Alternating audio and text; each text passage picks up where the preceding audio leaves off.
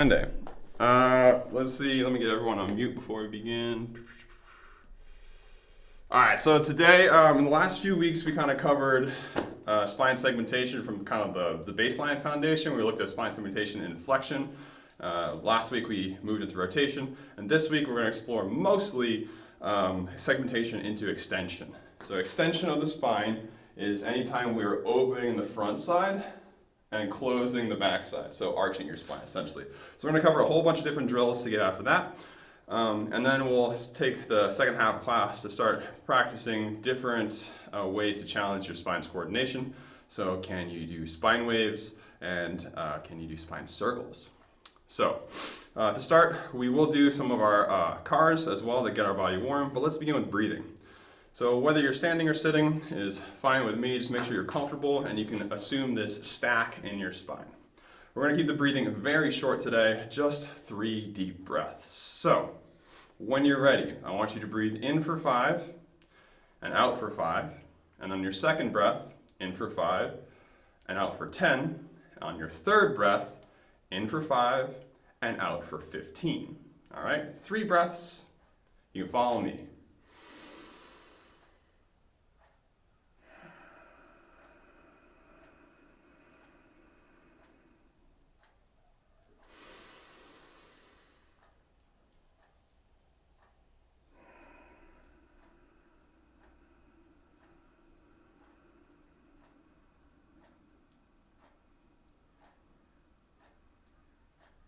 Last one.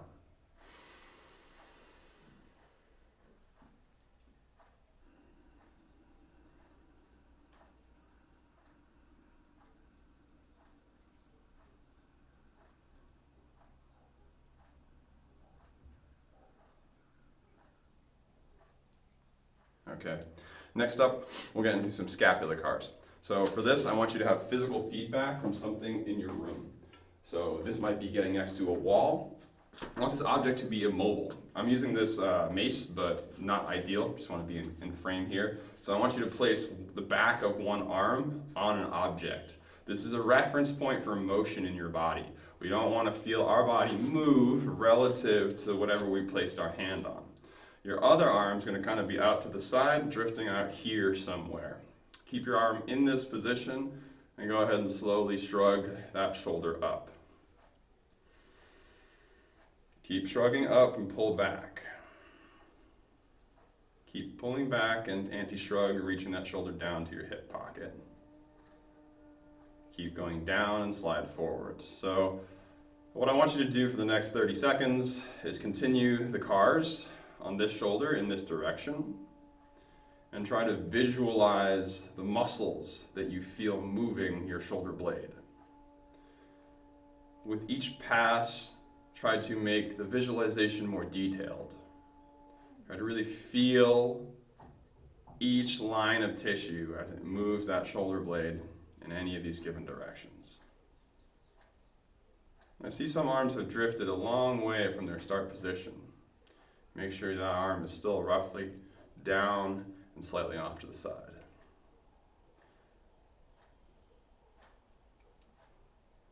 Give it a couple more reps.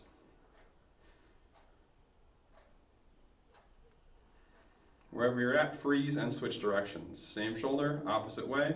Continue to visualize. Try to enhance the awareness between brain and body.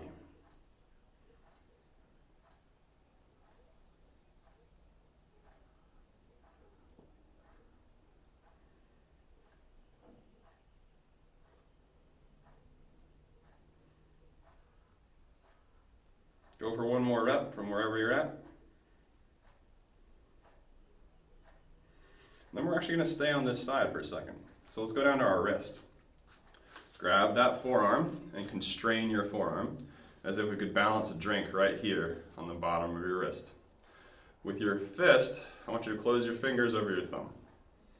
And then we're going to start circling back and forth, or round and round, I should say.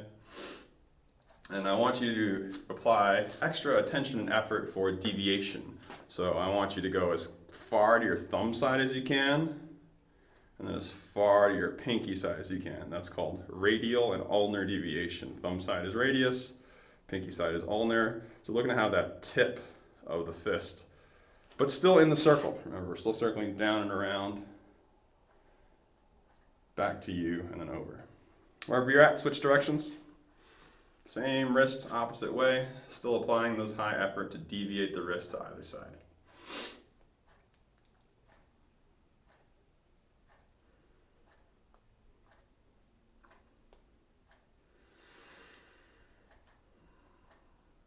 Give it one more, and then we're going to do elbow on this side. So you can release your thumb if you prefer. I'm just going to make a regular fist. Now we're going to twist the palm down and twist the palm up and out. But we're trying to drive the motion here. So what I'm going to have you do is help with your opposite hand. Grabbing at the forearm, not at the wrist. We're going to twist to face the palm down and then get a little extra help from our hand. Add a little bit more. And then same goes to reverse. Supinate. Turn the palm up and out. I want you to keep trying to turn this way as you add help from the hand. So to clarify, it's actively from the forearm with the addition of passive help from the opposite hand. One more time, turning that arm up and away, a little bit extra help. Now I want you to stay here in supination. I want you to continue applying that effort to supinate. You're just going to straighten and bend, straighten and bend, constantly trying to turn the palm out, applying that rotational effort from where your forearm meets your elbow joint.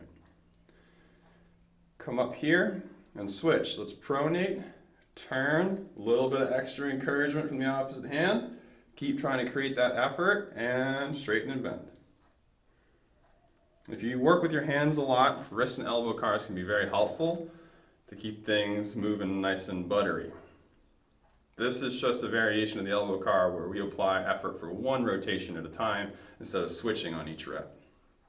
All right, let's go to the other side of our body. So we're back to scapular cars. Find an object. I think walls are great for this. They don't usually move.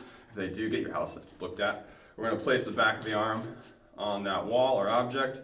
The other arm, remember, is kind of low and down off to the side. Now we're going to shrug and retract, pulling the shoulder toward the spine, anti-shrug, and protract. And we're going to keep going this way. The hand that's on the object or wall is there to give you feedback, to tell you if your chest or body is moving. We don't want to be moving. Secondarily, we're looking to really visualize what muscles are doing the moving for us in all directions. Keep going. Let's do about 10 more seconds in this direction.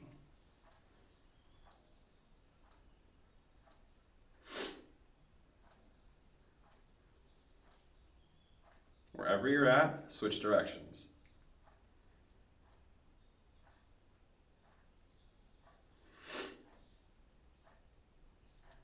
Keep visualizing.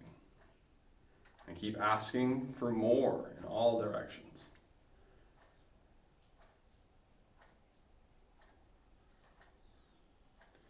If you're coming to a place within this car where you have trouble visualizing, I recommend slowing down. Give it one more rep from wherever you're at. And then relax. Wrist and elbows on the same side. So, constrain your forearm, close the fist over the thumb, work on maximizing ulnar and then radial deviation as you circle the fist around. Don't worry about reps. I'll let you know when we're going to switch directions. Just watch your own wrist.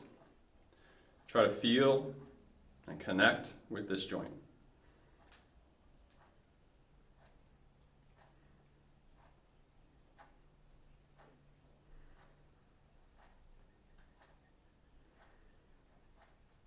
Wherever you're at, switch directions. Looking for that tip toward the thumb and the bend toward the pinky. You may have noticed that you can't go as far to your thumb side as your pinky side, and that's totally normal. Give it another rep, another round, and then we'll go to elbow. So for elbow, we're going to release our thumb, make a fist again, We're going to twist the forearm down, add a little bit of help from that opposite hand. Just say, hey, go an extra millimeter. And hopefully you can feel that extra motion right here. Twisting into supination, or palm up and out. We'll grab hold and add that passive help. A reminder, the active motion here is continuing when we add passive help. We're trying to get your brain accustomed to moving farther, so we need to maintain the active effort from this arm even when the other hand steps in to give you assistance. Go into supination, or palm up. Give yourself that little bit of passive help. Now let go and hold the effort to supinate. Bend and straighten your elbow. So you're always trying to twist the forearm outwards. We'll do it for a few reps, bend and straighten. On your next rep, when you get back into a bent elbow position, turn the palm down. A little bit of passive assist, get some more, bend and straighten.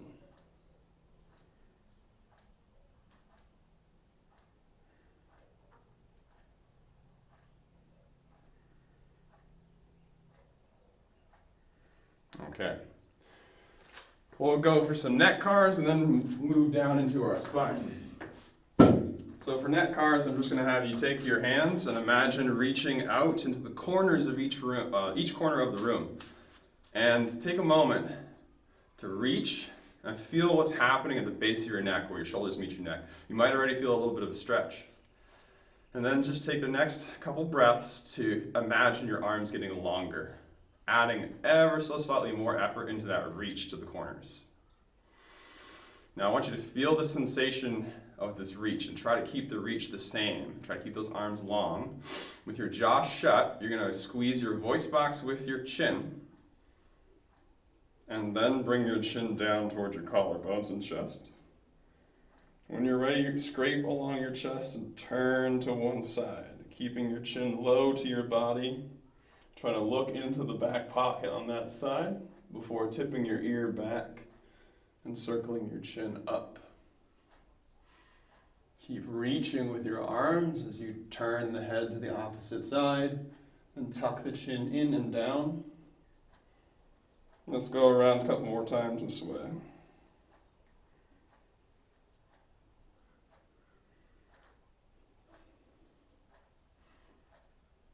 Every once in a while, return your attention to your arms and make sure you're still reaching.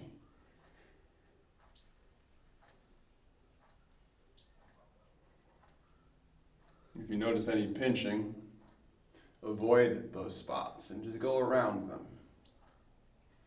Forcing your way into a pinch will only make it worse. When you finish 3 in this direction, take a second and shake those arms out. Maybe let's do one shoulder car, crisscross, lift up. When we're stuck overhead, wave your palms out and keep turning those arms over, reaching as far behind as you can, coming through to the hip, reversing. Here, we're going to keep reaching back, turning over, thumbs out, big circle, bicep to the ear, and then crisscross over in the front, and come down. Cool. Back to our reach into the corner. Take a moment, reach a little farther, and go the other way for your neck cars. Chin to the chest, turn to the opposite side. Try to look into that back pocket and then tip your ear that way and send your chin up.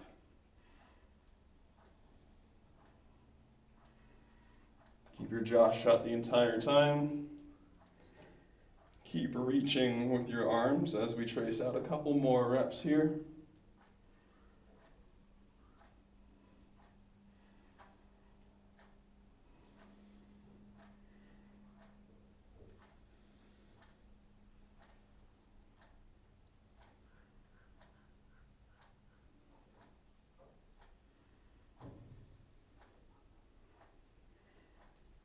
Okay, when you're done, take your time if you're not done. We're going to move to wall peels.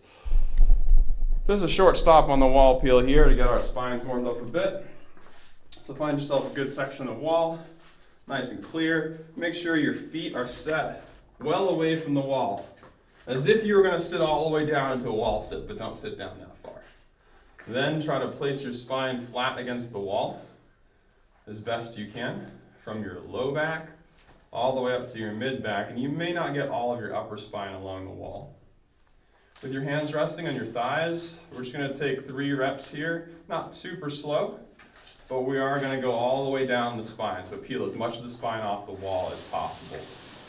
Go ahead and tuck your chin just like the neck car, and slowly segment, section by section, peeling off the stack. As you work your way down, and at the bottom you should feel your tailbone and pelvic crests still on the wall, but the rest of your spine has cleared the wall. In this position, take a big breath. And then go ahead and climb back up the wall.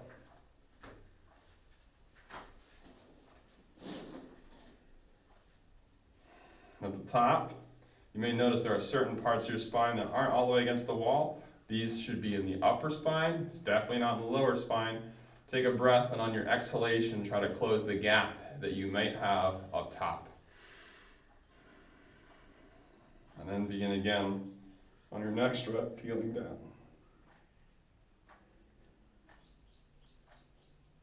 When you arrive at the bottom, take another breath.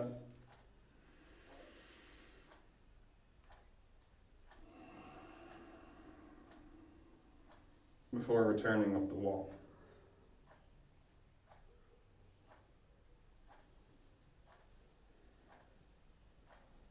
At the top, as you try to close the sections around the base of your neck, take a breath again, and exhale into the wall. When you're ready, go for your 3rd peel.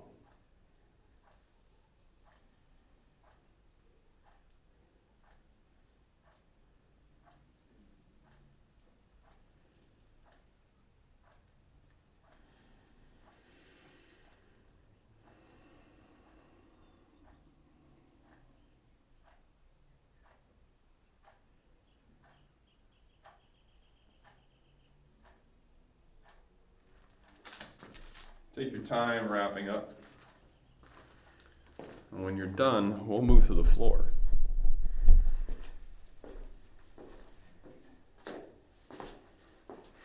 So, with our next exercise, we're going to work on a very similar concept, using the floor instead of the wall for tactile feedback to enhance our ability to segment. This time, we're going to segment into extension instead of into flexion.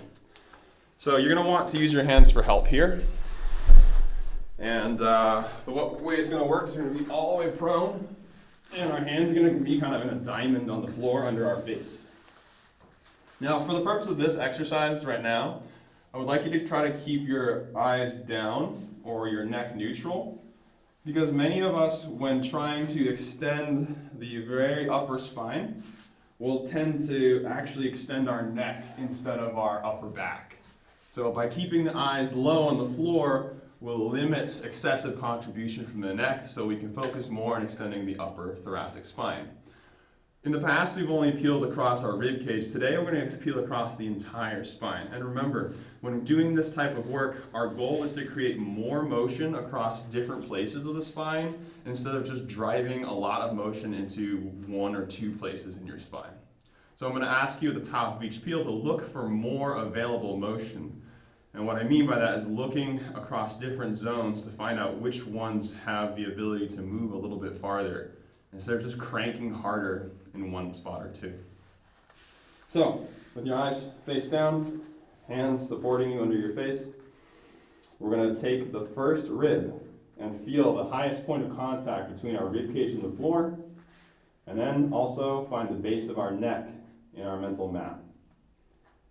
The first phase of this peel should be lifting the base of your neck without removing that first point of contact. In this way, we find extension in the very upper spine on the first and second rib. And once you've got as much of that as you can, then start peeling rib by rib off the floor, slowly arching like a cobra. We want to imagine a U shape to our spine, rather than just like hinging out of our low back. Keep peeling. Keep using your arms to help you until you have peeled your belly button from the floor. And it's just pelvis and belt buckle left. Now in this position, I want you to mentally scan your spine and try to get more arch across all zones. Once the scan is complete, you're going to slowly peel back into the floor. Working your way down, segment by segment.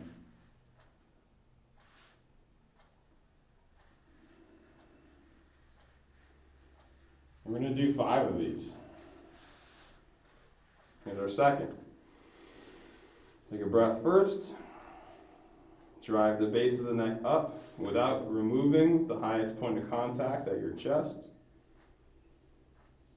And then start peeling rib by rib off the floor. Find that curvature. Feel the contraction slowly spreading down your spine. Feel free to move your arms as necessary to support yourself as you get higher. We're going to peel all the way up till it's just our belts and pelvis left. And then here, we use plenty of help from your arms. Freeze and scan for more. So I'm going to start at my low back. I'm going to say, hey, low back, can you actually arch anymore? And then I'll move up in my mental map to my mid back, try to get more out of there. So finally moving up to my upper back, trying to contract a little bit more up there. Now hang on to all the mid and upper back contractions as you start to reset down low. Whatever you feel contracting at your upper back should stay until that segment's ready to come back into the floor.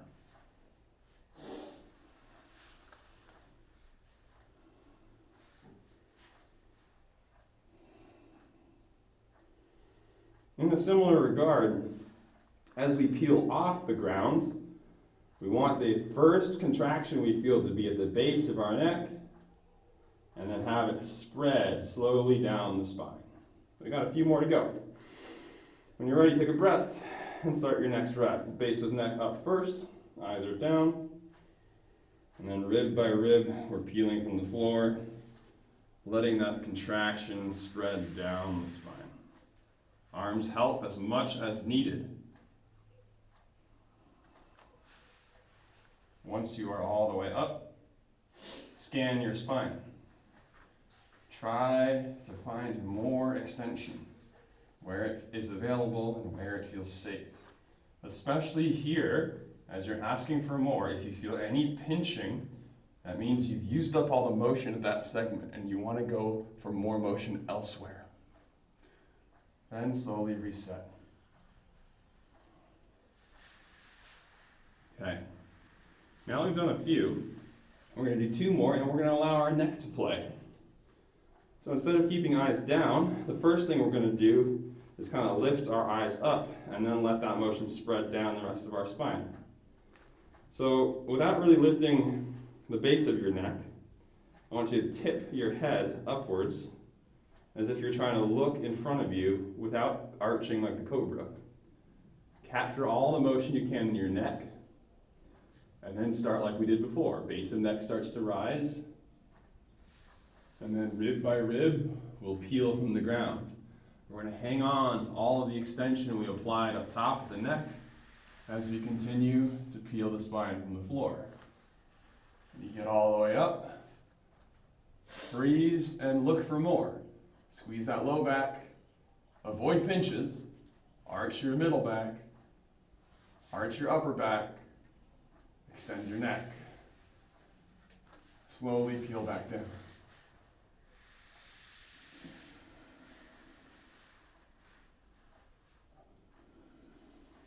Last thing is the eyes coming back down, looking straight down to the floor. All right, one more time. Same way, neck first. So we're lifting the eyes up, creasing the back of the neck, and then peeling chest from the floor, holding on to those contractions as they spread down your spine, rising like the cobra. As high as you can, we're going to get up all the way, hold, and ask for more. Try to find a little more upper, middle, and lower spine, and then slowly segments back down.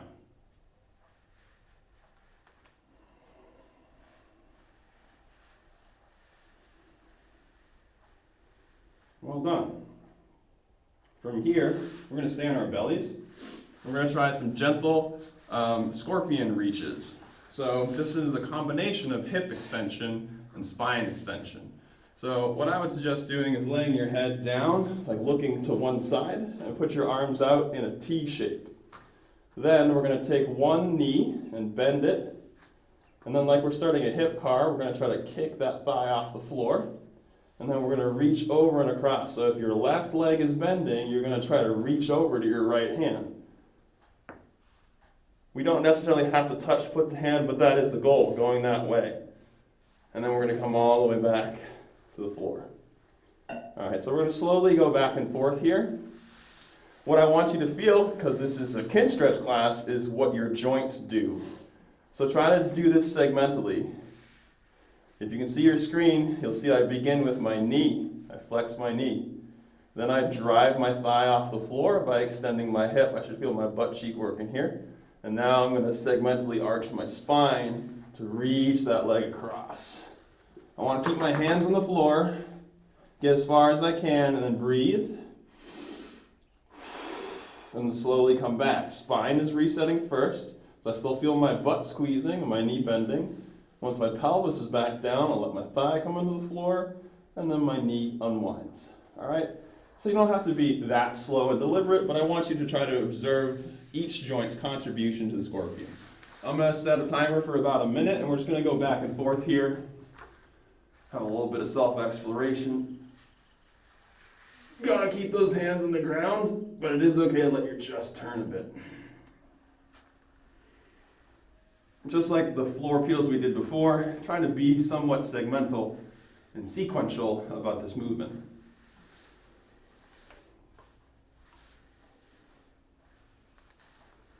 If you feel any pinching at your back, that means don't go farther that way.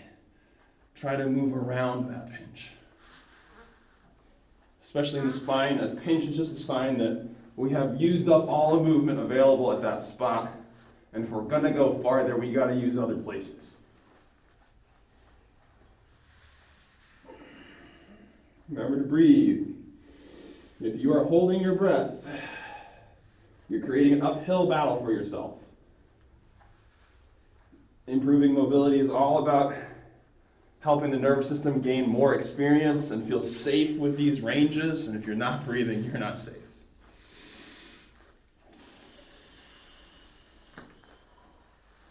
Go for one more rep wherever you're at, and then we're going to move on.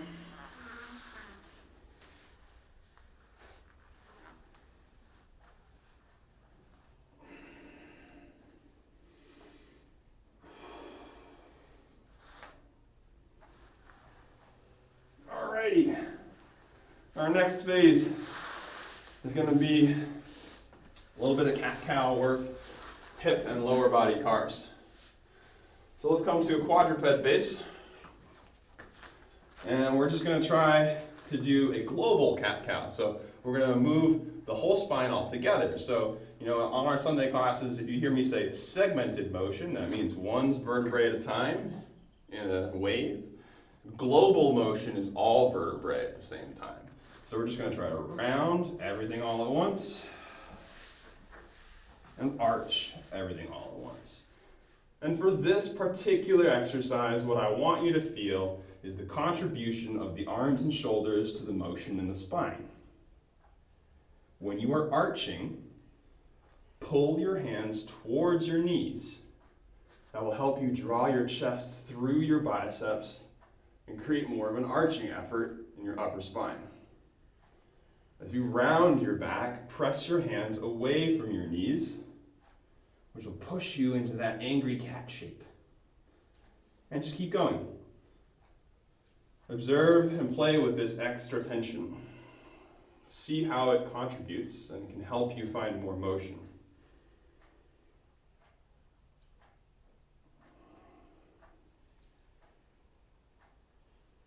Continue to breathe at an even and steady pace.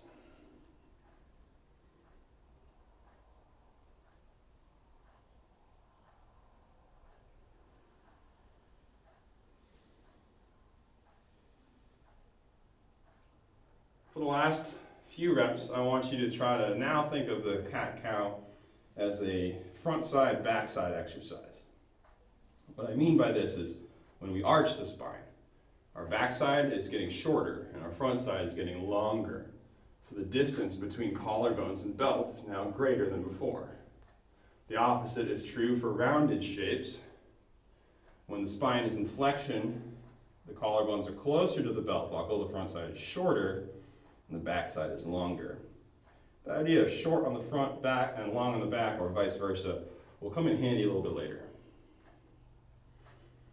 Okay, let's give this fine cat-cow a break. Let's go into some hip cars. So for hip cars, we're just going to stay in quadruped, but we want to put a yoga block on our low back to make sure we're not moving our pelvis or our spine. So grab a yoga block or a similar object and place it on your low back. Now the goal here is to keep that object not only on your back, but rock steady. If you do have a yoga block, you'll feel that you can get away with some tipping here and it doesn't really fall off your back. So I want you to stiffen your stomach and create pressure in your belly to really hold that block steady. We're not just keeping the block in place, we've got a drink balanced on the block, and we want to keep that there. Start with your favorite leg, and we're going to kick heel to sky, like a donkey. When we can't go any higher, we're going to keep trying to go that way and slide the leg out to the side. And then externally rotate your thigh, which drops your foot as you bring your knee to your arm. And then bring the leg under the body and pass through for your second rep this way. Kick heel to sky, slide to the side. Externally rotate your thigh, which lowers your foot and keeps your knee high. You sweep the thigh under you. And let's do a third. Kick back, slide to the side. Yoga block is still rock steady, right? Lower your foot, bring your knee towards your elbow, and then underneath your chest. When you're stuck under here, reverse. Keep the knee coming toward the chest as you try to be like that dog peeing on the fire hydrant. Then internally rotate to lift your heel, reaching that heel to the sky, kicking back and through. Feel your yoga block. Is it steady and level?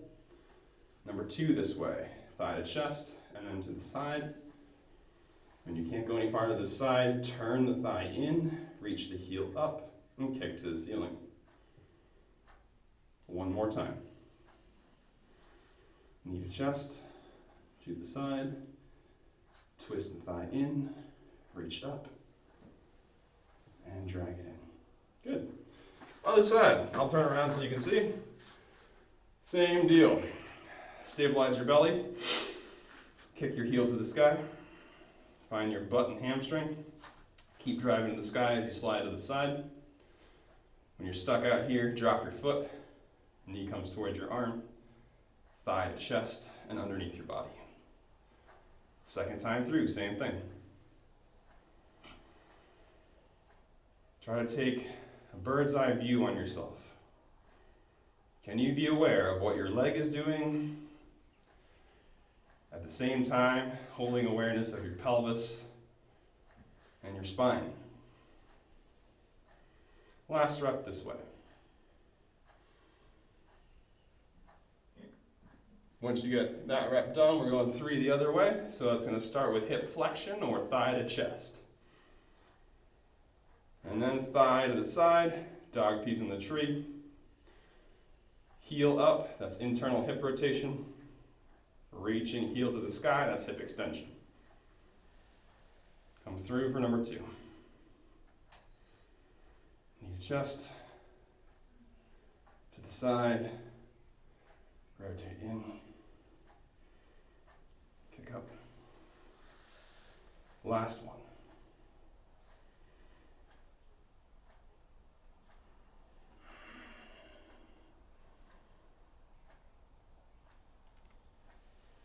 All right, when you're done, I'm going to stand up. So our next phase of spine practice is going to be centered around trying to create motion in the center of our spine.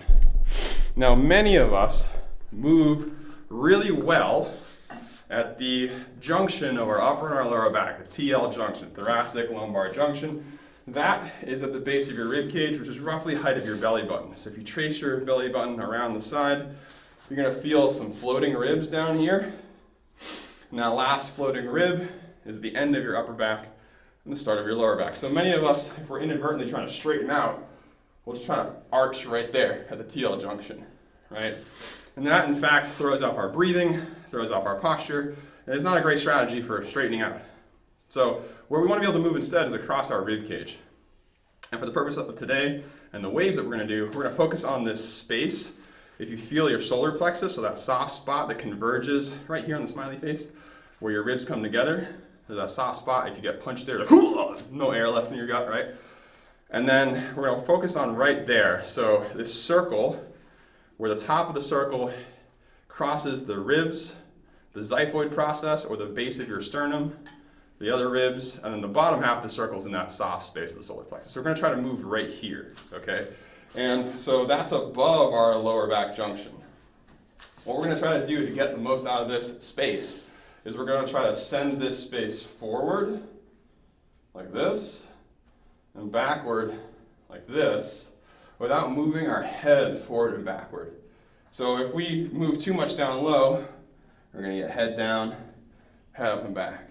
So what we want to do, your head's going to go down and up a little bit as the spine changes shape, but we want to try to keep it stacked over your pelvis, all right? So what I suggest is putting your hands kind of here and here, if you can. If you can't get your hand behind, just go hand in front. And we're just going to reach forward and push this space forward, and then press that space backwards. Pull forwards, press backwards. Now this is actually pretty tough to do, so let me give you a strategy that will help you out. So especially when we pull forward, we're going to try to take a chesty breath. So we're going to try to breathe right in here and see how the chest goes out and forward. And then as we exhale the breath, we're going to hold the position of the ribs. Then drive this space backwards as far as you can. Inhale into here. Pull it forwards, exhale, hold the position, and drive it back. So I'm going to give us about another minute of practice, all right? So just see if you can exaggerate the motion right here at that circle. You'll probably notice your shoulder blades getting involved. That's okay, but don't mistake shoulders forward for ribs backwards. They're not the same thing.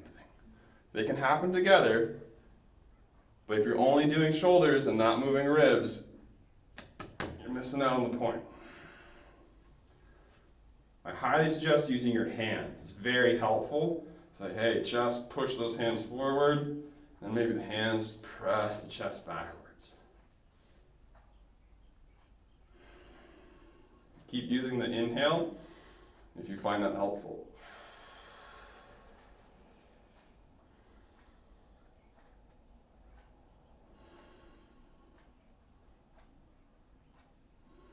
You got about 15 seconds left on the minute.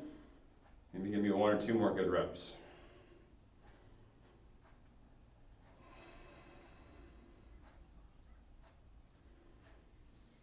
We're going to try the same thing, higher and lower. So next we're going to go higher. We're going to try the space right here, below your collarbones, above the circle. This one's going to be a little bit tougher. The motion may feel like it's almost imperceptible, but if you can get at least a little bit, you're moving in the right track. This part of our rib cage is a little bit stiffer, a little harder to move, so it's fine if the movement is small. Just try to make it accurate.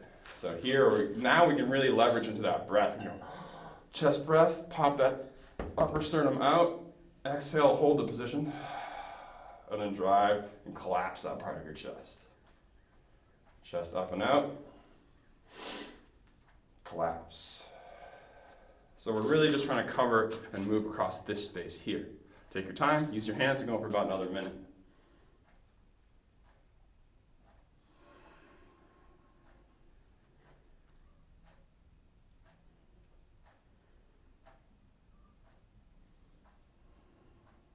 And look out for that other spot. If you find that previous zone doing most of the moving, shake it out, reassess, focus in on that upper chest. The farther up and out we can get our upper chest, the more we're arching that upper spine. So this space right here should be the thing that goes farthest forwards and then farthest backwards.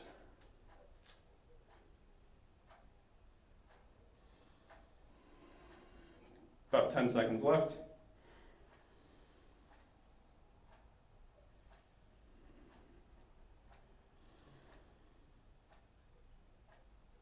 Okay. Last zone. We want to go down to this, where our belly button's at.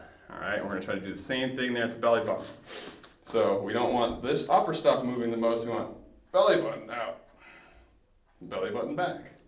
Now this is not the same as pregnant belly, suck it in, right? That's just your guts moving. We want the spine to move. So if it's helpful, put one hand on your low back, one hand on your belly button. We want to feel both hands travel forwards, both hands travel backwards. Try to limit motion elsewhere so that your chest's kind of staying stacked over your hips as your belly button and your low spine travel forwards and backwards. What's happening at your pelvis? Your belt is tipping up and down, right? That's fine. We just don't want the chest to come along with. 30 seconds left. Keep practicing. Think about that. Closing the front side, opening the front side.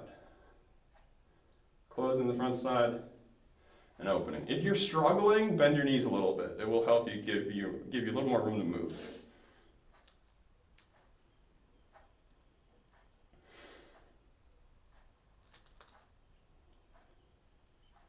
Go for one more, and then we're moving on. So for this next one, you need a wall. This one's going to be kind of silly looking, but it works really well. Whoops. So I'm going to actually move my whole camera over here so you guys get a little better view. It's not going to be a perfect view, but you'll get it.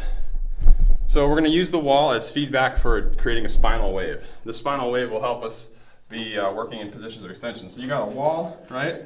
And what I want you to do is we're going to break the body up into zones. So we're going to think about 5 places. We're going to think about our belt, our belly button, the base of our ribs, the upper chest, that center point, and then the collarbones. All right, and we're going to sequentially bring those places closer to the wall in a wave from bottom to top. So it'll look like this. First thing you're going to do is bring your hips or pelvis, belt buckle, to the wall. Notice the rest of my spine, all those other landmarks, are farther back off the wall. So my hips, the lowest point of contact, is closest. Then my hips are going to peel away as my belly button comes to the wall. Belly button's going to start to peel away, ribs come to the wall. Center of chest, collarbones. Where's my butt? It's back off the wall, right? And then we're going to peel away and begin again. So it's this wave from bottom to top, into the wall. Bottom to top, into the wall. You don't have to touch the wall. The wall is simply feedback to help you understand which of those points are closest to the wall. This is just an extension of the 3 places we did before. So we're going to go a minute on the clock. You practice waves from bottom to top. Go slowly and work at whatever pace is right for your level of awareness and connection to your spine. Use your hands to direct you if you need.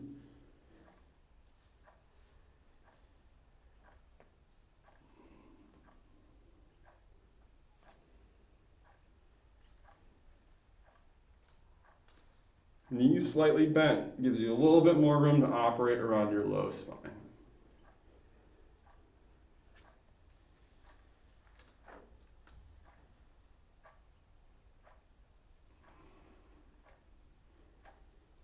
Try to think of it as creating a peak. Your belt is the first part of the peak, then your belly button, then your ribs, your chest, and your collarbones. So only one landmark at a time should be close to the wall. Everything else is kind of backed away.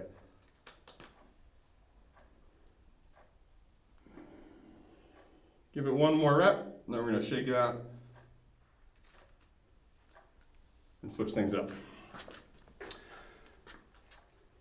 So your next series of waves is going to be from the top down. Same principle, same 5 locations. We're just going to start the wave here and work our way down. So I want my pelvis back, I want my nose coming into the wall, my collarbones, my upper chest, base of my ribs, belly button, pelvis, and then here when I'm laid back, I'm going to curl like we're peeling off the wall at the start of the session today. We're going to come back in, nose, chin, collarbones, chest, and down the line. All right, so same principle, just starting up top and working your way down. Keep working for about a minute here and go slowly.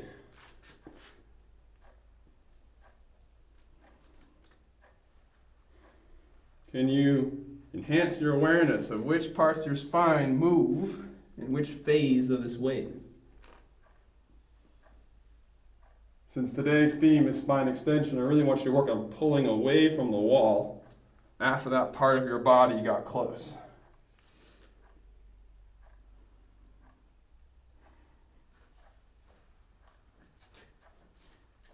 About 20 more seconds on this set.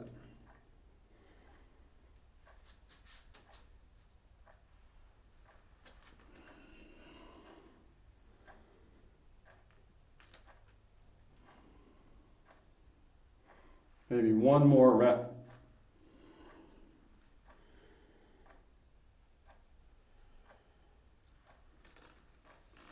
And then we'll reset off the wall. So we're going to come back to another version of that exercise toward the end of class. We won't have the wall for feedback, but if you keep coming to Sunday class, we're going to do a few more of these in the coming weeks. And I just want to make a note for you guys that what's not important is the amplitude of the wave, so how far you're moving toward and away from the wall. What's important is the segmentation of the wave. Because if you're stiff in the spine, your wave's not going to look that big, but what we care about to improve the control is that the wave is sequential. If you have more mobility available to you, then your wave will look bigger, but still the most important part of the drill is the sequential nature of the spine motion. All right? So let's take a break from spine. We're going to finish off the rest of our cars. We're looking at ankles and knees. Okay? Let's do these standing up. So grab onto something for balance if you need it. We're going to hang out with a leg out in front of us and the knee straight, and we're going to circle the big toe around. With the ankle, we want to work on twisting the foot, the sole of the foot in and out. So as you circle to the big toe side, twist the sole of your foot to that direction, and vice versa. Keep it going, maybe 10 more seconds. Wherever you're at now, switch directions.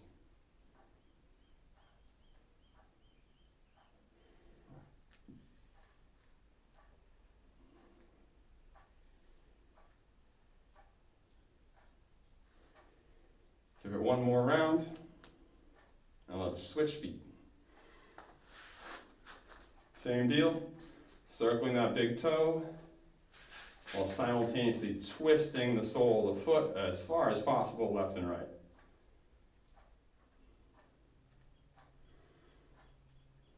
Watch for rotation in your thigh. You don't want to see any motion at your leg, just a circling of the toes. Wherever you're at, switch directions.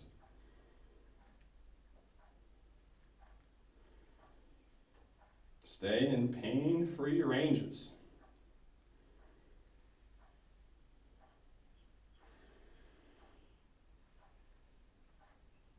One more rep. And then, real briefly, we're going to get into a quick ankle pails and rails. So what we're going to do is take one foot, let's say your right foot, we're going to gently step on our left big toe knuckle, so it stays on the floor. Then I'm going to ask that you bend your left knee, but send your left knee towards your pinky toe. So if your other foot wasn't holding, doing that would roll the big toe off the floor. All right, so we're gonna trap the big toe down and just gently send the knee toward that pinky toe, only as far as you can go. You're gonna get stuck. And then once you're there, very gently, we're gonna go pails and rails. So in this position, my knees are slightly bent for me to drive that knee over, and my big toe is trapped down. So I'm gonna try to lift my big toe up against my opposite foot. And then I'm also gonna try to press my pinky toe on the same foot down. So it's big toe side up, pinky toe side down, as if you're twisting the sole of your foot toward the inside. Hold this effort. 5, 4, 3, 2, 1. Just relax. See if you can move your knee farther towards your pinky toe now. See if any more motion became available. And one more time. Big toe side up, pinky toe side down. Hold. This time we are going to rails. In 3, 2, 1, we're going to try to press the big toe knuckle down. Without moving the knee, we're going to attempt to lift the pinky side of the foot. Kind of difficult. Nothing's moving, right? Just the effort is being applied. 3, 2, 1, relax. Other side, same deal. We're going to trap right big toe knuckle with the left foot.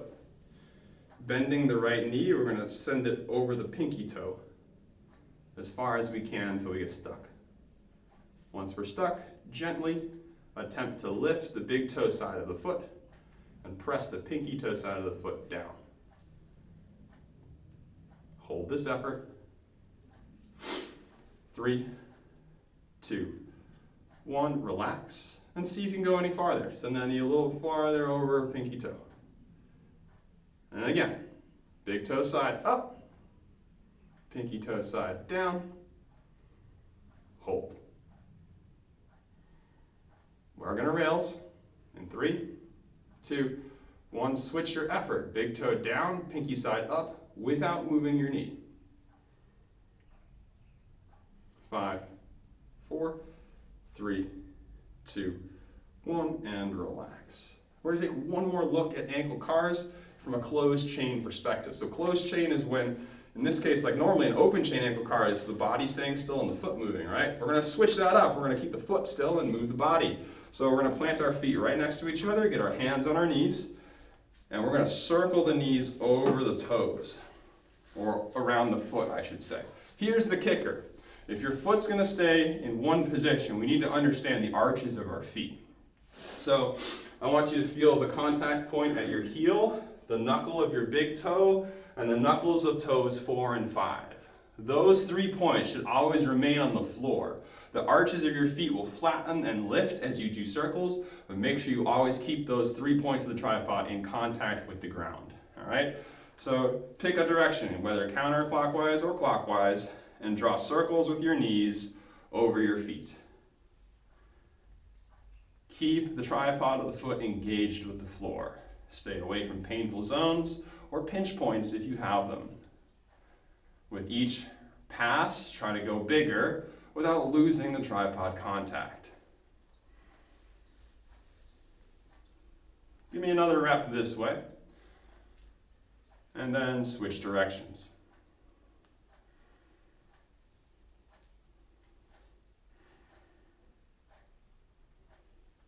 Be strict with your tripod.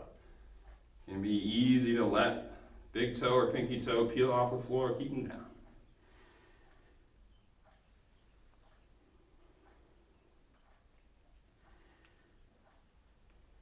One more circle. And then we're going to do some easy, gentle knee cars. So for this, you'll want something for balance again. We're just going to set our thigh slightly out in front of us like this. We don't need it up high, just let it float down low. Rest a hand on your thigh so it doesn't move. Twist your shin and your foot outwards. Hold on to that effort and pull your foot towards your butt, bending your knee. Twist your shin inwards now. Hold on to that effort, straighten. Twist out, bend. In, straighten. Keep going. Out, bend. Use your hand to confirm your thigh is not moving. In, straighten. out, and bend. Let's do one more. Let's go the other way now. So keep your shin externally rotated, send your foot away. Rotate in, bend, out, straighten, in, bend, out, straighten, in, and bend. We got one more. Out, straighten, in, and bend. Diggity dope. Let's do the other side. Same deal, a low thigh with the foot off the floor, hand monitors the thigh, shin twists outwards, and then bend your knee. Shin twists inwards, straighten your knee. Outwards, bend, inwards, and straighten. A few more, please.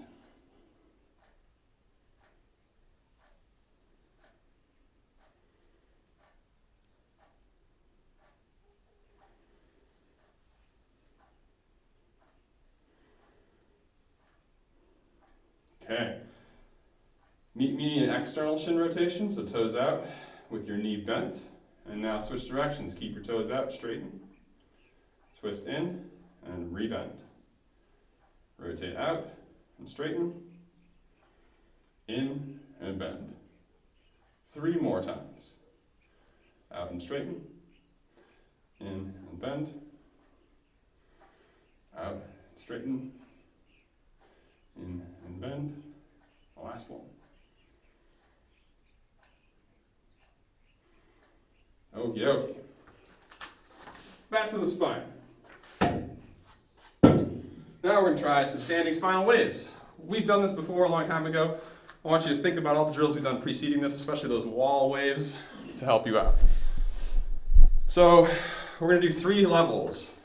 High level, which is chest height, medium level, stomach height, low level, pelvis height. So we're going to, like we're peeling off the wall, segmentally flex the spine. Everything about this one is segmental. Segmental flexion until your head achieves chest height. Freeze the height of your shoulders and then segmentally extend your spine. So I'm extending without raising my shoulders until my entire spine comes into extension, including down low. Then I'm going to hinge at my hips and stand up. So go slow at first.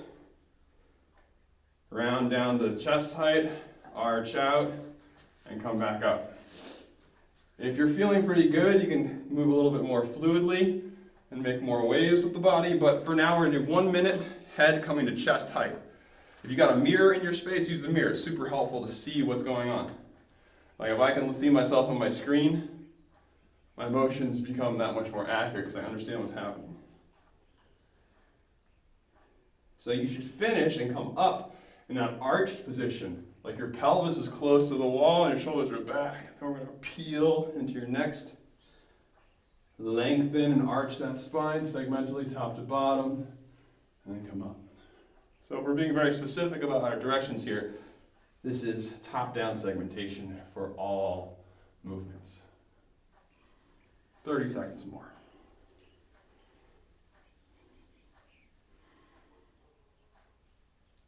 Use your hands on your body if you need, especially in places where you have trouble controlling or connecting your brain to your body.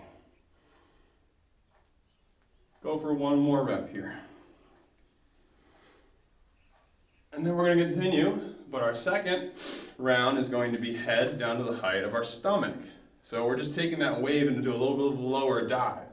So we're peeling down, head hits stomach level, shoulders stay at the same height, spine arches out, and then we stand up. Go for this, 1 minute.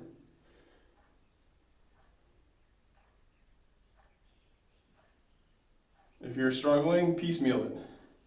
Roll down, freeze, segmentally extend, and then hinge up. If you're feeling pretty good, link it together. Make one smooth, continuous roll. Speed should be chosen based on accuracy. If you're really struggling, go slower. Speed comes with time. About 10 more seconds on this variation.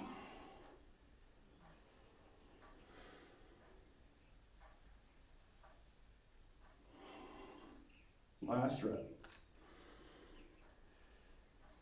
All right, if you need a little rest, take a second, breathe and shake it out. Our last for these standing waves is going to be head down to pelvis height or belt height. So starts the same, we just take it a little bit lower. When our head gets to that height, we freeze the shoulders, arch the spine, and then stand up and through. Go for a minute.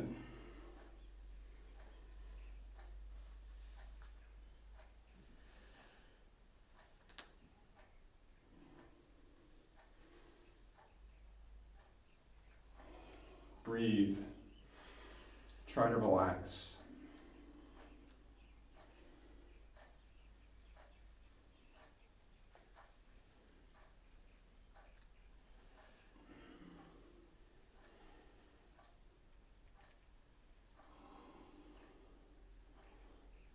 About 20 seconds left.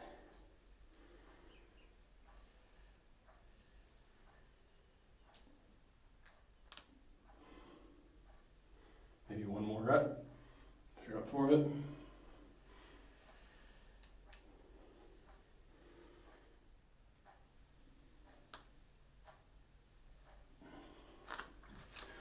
We got one more for waves, and then one more for spine circles. So those head or chest, stomach, and pelvis height waves got increasingly bigger in amplitude. So now we're going to dial it all back and come back to low amplitude waves with accuracy. So we're going to imagine doing the same waves we did on the wall without a wall. We'll do about 30 or 40 seconds from the bottom up, 30 or 40 seconds from the top down. So picture imaginary wall in front of you, wave into the wall. Notice how the amplitude is small, but I'm just trying to be like, I don't know, seaweed in the current. Just a little bit of loosey-goosey. Relax and breathe. If you're really stiff, this is not going to work well, so just relax. Remember the 5 points: hips, stomach, ribs, chest, collarbones. Waving up the spine.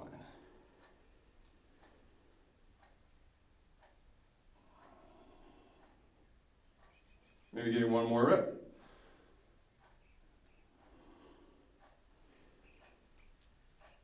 And then we'll do the reverse.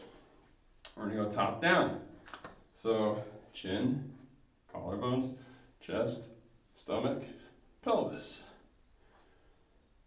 Let your shoulders get involved. Like I said, you can see yourself in the mirror, in your screen.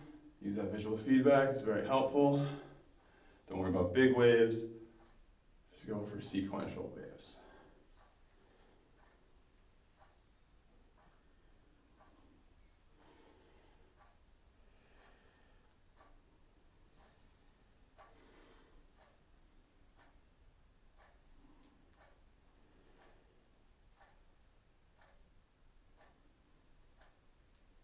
Give me a couple more.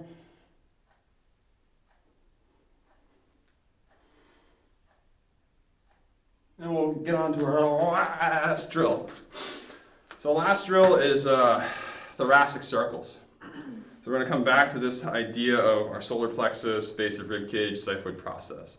Instead of only getting it forward and backward, we're going to practice drawing circles with it. So again, what we want to do is keep our collarbones and our head stacked over our hips. So these two stay above each other. This point is going to circle. So use your hands on that center point of your chest. Imagine drawing a circle, a concentric circle around the column of your spine. So start where we did before, puff it forwards, drag it to the side, send it back, send it to the other side, and around. Hands are super helpful here. Visual feedback is helpful because we want the pelvis to be relatively steady, the head relatively steady, and we're just trying to get this sucker to move around. So again, this is going to look very different depending on where you're at. If you have limited spinal mobility, the circles that you'll be drawing are smaller, but you still can draw them. Just try it out. Go for slightly bigger circles. Give me one more in this current direction and freeze. Then go the other way. Essentially, I don't expect you to be perfect at this, but the part of the body that's moving the most is this part, center of chest. It's making the biggest circle around the column of the spine.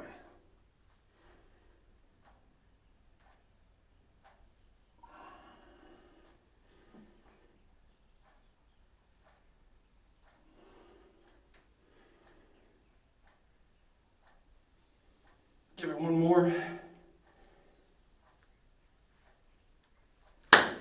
And that's a wrap.